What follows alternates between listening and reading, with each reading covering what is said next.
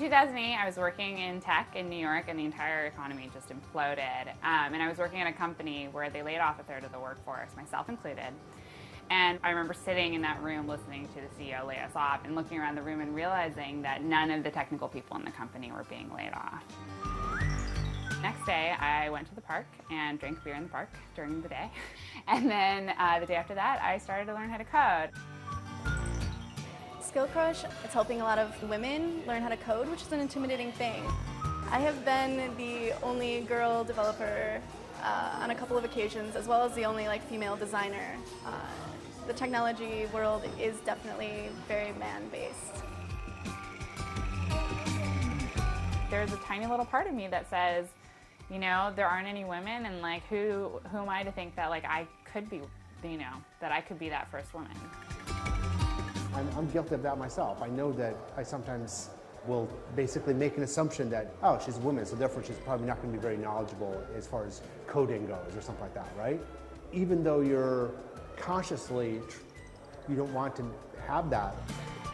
After some very brief interaction, and when it becomes obvious that, oh, she really knows her stuff, then, all that is gone. But it's more about what is that default, what's that initial assumption about what her skill level is going to be. It's not exclusively that there's very few women, there's also very few black people, there's very few, Hispanic people. There's just tend to be younger versus older in the tech industry. That's a real problem when it's an industry that is literally eating every other industry, and it is, literally setting, the groundwork for how humanity is going to communicate. Women don't necessarily identify themselves as being interested in technology or self-identify as being capable of being programmers.